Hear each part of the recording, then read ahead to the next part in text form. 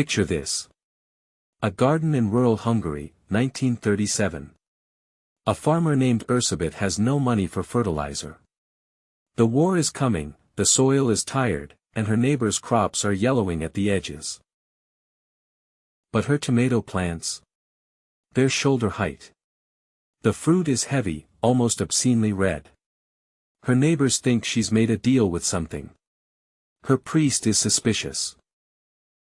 Her daughter thinks she's simply lucky. She isn't lucky. She has copper wire buried in her soil. And she's connected it to a strip of zinc. Two metals. A closed loop. And something happens inside the earth that changes how plants eat, how roots breathe, and how quickly cells divide. This isn't folklore. This isn't wishful thinking. The effect has a name. It has a mechanism. And the fact that you've almost certainly never heard of it is one of the most telling stories in modern agricultural history. Stay with me here. Because what I'm about to walk you through is going to permanently change how you look at the ground beneath your feet. Let's talk about the system you've been handed. You walk into a garden center. You're confronted by a wall of nitrogen, phosphorus, potassium, the holy trinity of modern fertilizers. Bags with big numbers on them. October 10th, 10, May 20th, 10. You pick the one that sounds most authoritative, you sprinkle it into the soil, and you wait. And it works. Somewhat. For a while. But here's the part the bag doesn't tell you: every time you add synthetic nitrogen to soil, you're borrowing against the future. The bacterial communities that make soil alive start to collapse under the chemical load. The fungal networks that shuttle phosphorus to root tips get disrupted. The soil itself becomes dependent, like a patient who can no longer produce their own hormones because they've been on synthetic ones for too long. The global synthetic fertilizer market was valued at over $175 billion in 2023. That's not a coincidence. That's an architecture. An infrastructure so vast that alternatives don't get shelf space, not because they don't work, but because they don't repeat. You can't sell someone the Earth battery twice. You install it once, it runs for years, and the only thing it costs you is the price of 2 metals and about 2 hours of your time. I know how that sounds. I know it sounds like exactly the kind of claim you've learned to dismiss. So let me earn your trust here, one layer at a time. The truth is, before synthetic fertilizers became the default after World War II, when the Haber-Bosch process pivoted from making explosives to making nitrogen fertilizer, because the infrastructure existed and someone had to use it, before all of that, farmers across Europe, East Asia, and South America were doing something strange and effective with metal and soil. It wasn't called the Earth battery then. It was called various things: galvanic soil stimulation, electroculture, bimetallic gardening. The terminology changed by region. The practice, though, had a consistency that should have made it impossible to ignore. And yet here we are. The story of how this knowledge got buried is less dramatic than a suppression campaign. It was crowded out. The post-war agricultural revolution was so loud, so chemical, so profitable, that quieter techniques simply stopped being taught. Universities dropped the curriculum. Extension agents stopped recommending it. Within 2 generations, the knowledge moved from mainstream practice to the margins, kept alive in old farming journals, in oral traditions, in the notebooks of stubborn gardeners who refused to accept that the industry knew best. So where does this actually come from? Let me take you back further than 1937 Hungary. The formal observation starts in the late 1700s with a man most people only know from biology class. Luigi Galvani, yes, the galvanism guy, was an Italian physician who accidentally discovered that electrical current causes muscle tissue to contract.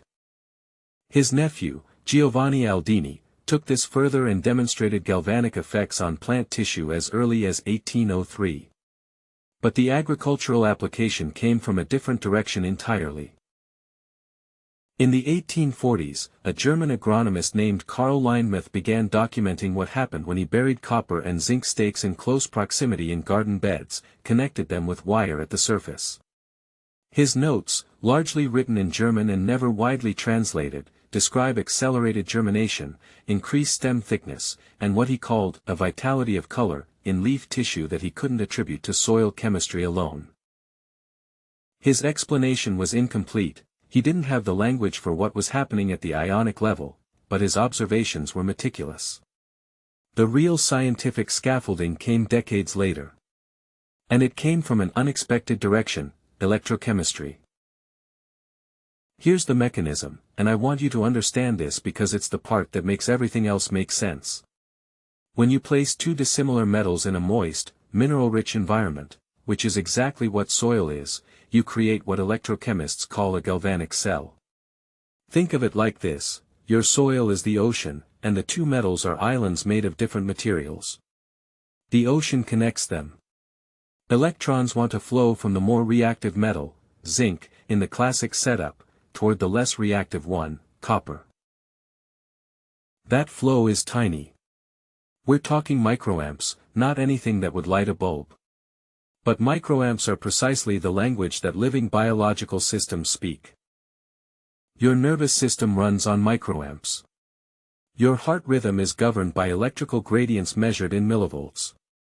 The ion channels in plant root cells. Same scale. Same physics.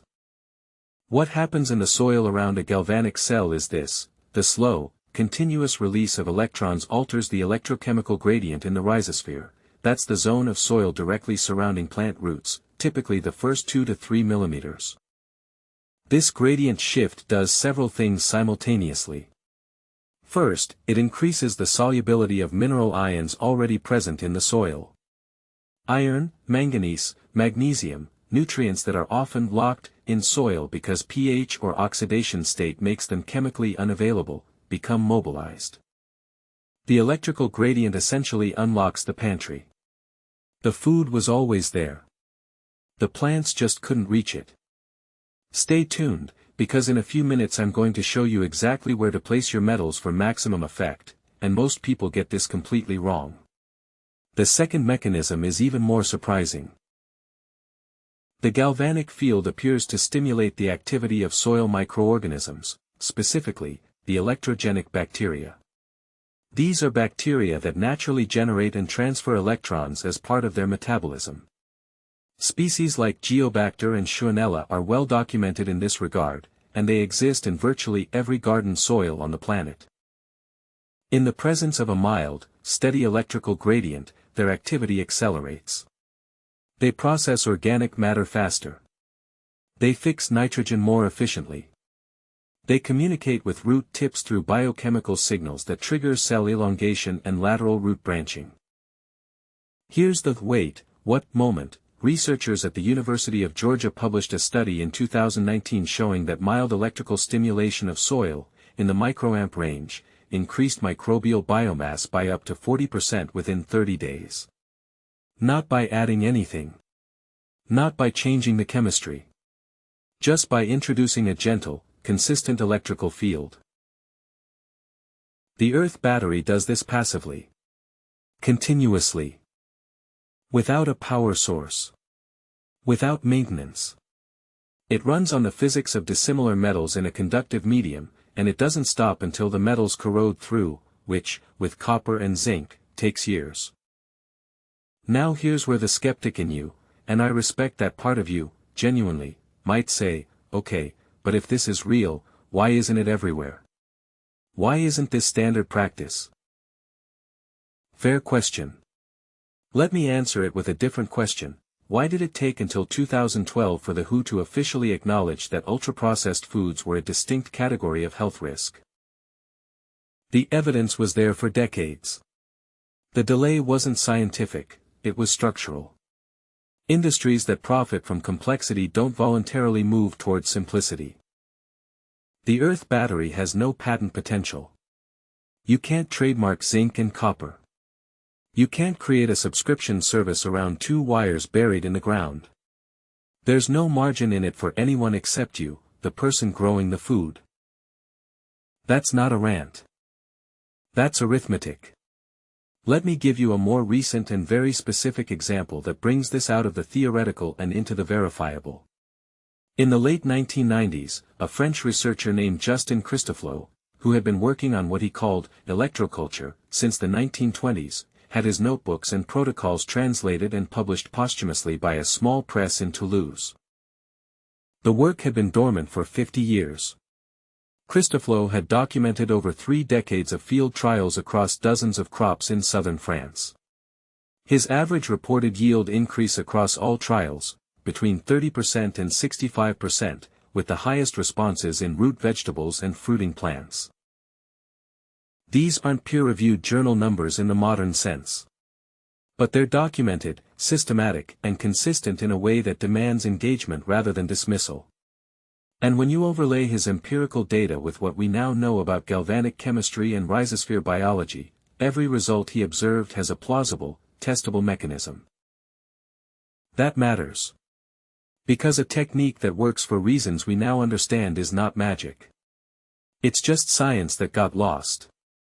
Here's the part I want you to sit with for a moment. Plants don't have a nervous system. They don't think. But they do communicate, and the primary language of that communication is electrochemical. When a root tip detects a gradient, a change in ion concentration, in electrical potential, in moisture, it responds. It redirects resources. It sends signals upward through the vascular tissue. It activates or suppresses growth hormones. Think of the soil as a conversation. What synthetic fertilizers do is shout one message very loudly: here is nitrogen, here is phosphorus, and that shout overwhelms the subtler conversations happening between roots and microbes and minerals. The galvanic field, by contrast, is more like tuning a radio. It doesn't add a new signal. It clears the static, and suddenly the existing frequencies come through sharper. That's why the effect isn't just about growth speed. Gardeners who have used this method consistently report deeper flavor in vegetables, longer shelf life after harvest, and increased resistance to fungal infection. These aren't placebo effects, they're downstream consequences of a healthier root chemistry producing more secondary metabolites, thicker cell walls, and more complete mineral profiles in the tissue. Have you ever bitten into a tomato from your own garden and felt genuinely shocked by the difference from a supermarket one? Tell me in the comments, because that gap in flavor is exactly what we're talking about, chemically speaking. And the earth battery widens that gap further. There's one more layer to this that I haven't mentioned yet, and it surprised me when I first encountered it. The galvanic effect on seed germination is, frankly, dramatic. A 2016 study from researchers in Poland, published in the journal Acta Agrophysica, tested the germination rates of wheat, corn, and sunflower seeds exposed to weak DC electrical fields in the 1 to 10 microamp range. Germination speed increased by 30 to 70%, depending on the crop and the current density. Germination rate, meaning the percentage of seeds that actually sprouted, improved by up to 22%. Now, the earth battery doesn't deliver DC current in the same controlled way as a laboratory setup. But the principle holds, and gardeners who plant directly in galvanically active beds consistently report faster, more uniform germination, anecdotally consistent with what the lab data would predict. That means more seedlings from the same packet of seeds. That's money. That's food security. That's real. All right. You came here for the how. So let me give it to you in full. The most effective basic setup uses copper wire and zinc-coated metal, the kind of galvanized metal you can find at any hardware store. You'll need roughly 20 feet of 12-gauge copper wire, which costs between $4 and $8. You'll need 3 or 4 zinc galvanized metal stakes, the type used for anchoring fencing, which cost about $1.50 each at most farm supply stores. And you'll need copper ground stakes, which you can either buy or fabricate from copper pipe cut into 12-inch lengths. Total cost for a standard 4x8 bed, under $20. And if you already have copper pipes from an old plumbing job sitting in a shed somewhere, the cost drops to almost nothing. For a truly free version, I'll come back to this, there's a method using materials you might already have that works at about 70% of the efficiency. But first, let's do this right. Begin by mapping your bed in a grid. You're going to place your copper stakes at the four corners of the planting area, driven 10 to 12 inches into the ground. Depth matters here. Most people who try this and see weak results have only gone 4 to 6 inches, which puts the conductive tip above the active root zone. You want the metals sitting in the moist subsoil where microbial activity is highest, not in the dry surface layer. Connect the copper stakes to each other using your copper wire, running it just below the surface, 2 to 3 inches down. This creates a closed copper loop around your planting zone. Now place your zinc stakes inside this loop, distributed evenly. For a 4 by 8 bed, 4 zinc stakes placed roughly 18 inches apart is sufficient. Drive them to the same depth as your copper, 10 to 12 inches. Now connect the zinc stakes to the copper loop using short lengths of copper wire. This is the crucial step. You are completing the galvanic circuit. Zinc is your anode, the electron donor. Copper is your cathode, the electron receiver. The moist soil is your electrolyte. The circuit is closed. The chemistry begins immediately and continues silently, invisibly, for as long as the metals are in place. Here's the first mistake most people make: they place the zinc and copper stakes touching each other. Do not let the metals make direct contact. They need to be separated by at least 8 to 10 inches of soil so the current travels through the earth, not through a short circuit at the surface.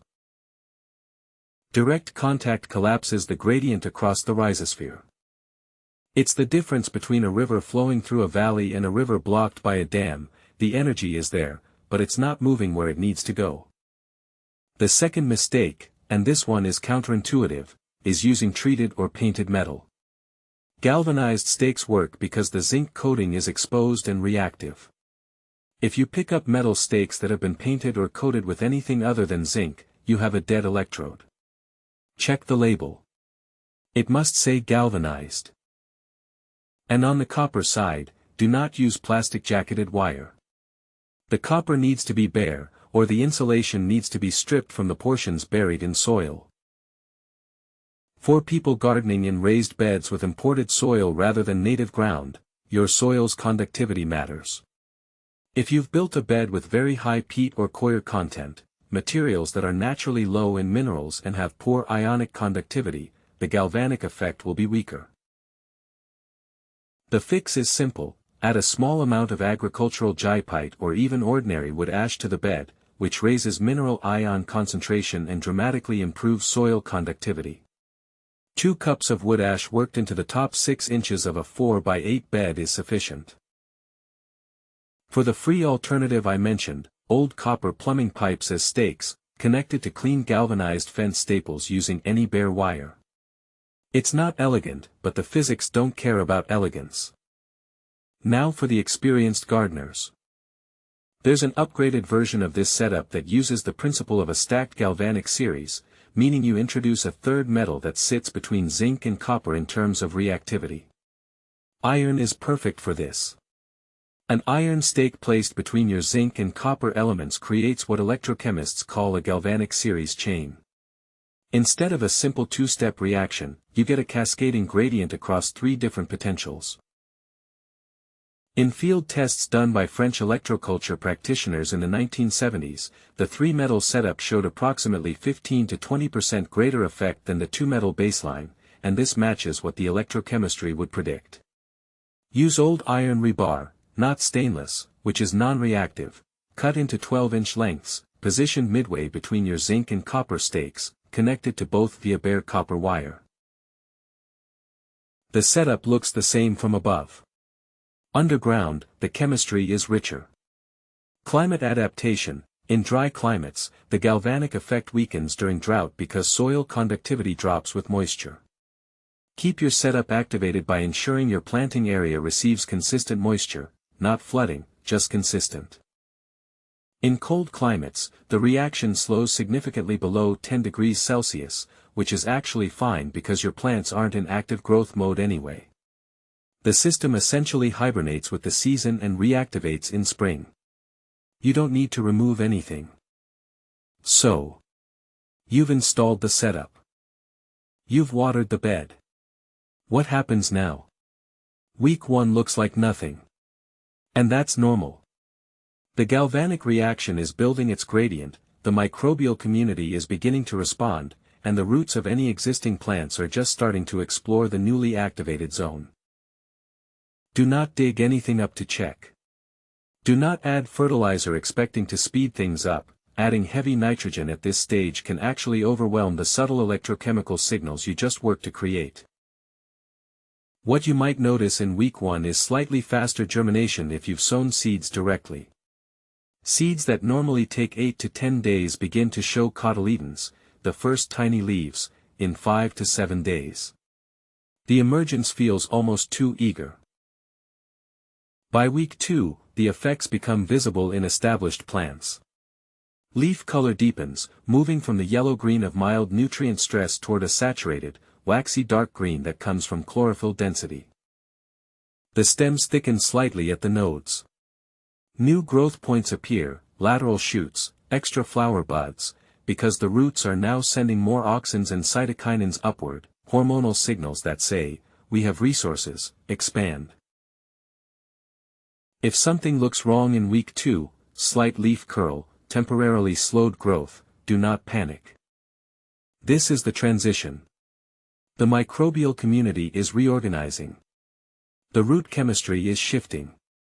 Old nutrient pathways are being supplemented or replaced by newly mobilized mineral sources. Think of it like switching from processed food to whole food. The body sometimes feels worse before it feels dramatically better, because it's doing something different at the cellular level. By month 2, the cumulative effect is what Lindemuth would have called a vitality of color. The difference between this bed and a conventionally fertilized one nearby becomes stark enough that people will ask you what you're doing. The fruit, if you're growing tomatoes, peppers, cucumbers, carries a weight and aroma that reflects genuine mineral density, not just water weight pumped by nitrogen. The roots, if you ever turn the bed over at season's end, are branched and white and extraordinarily dense. This is what self-sufficient gardening actually looks like. Not bigger bags. Not more applications.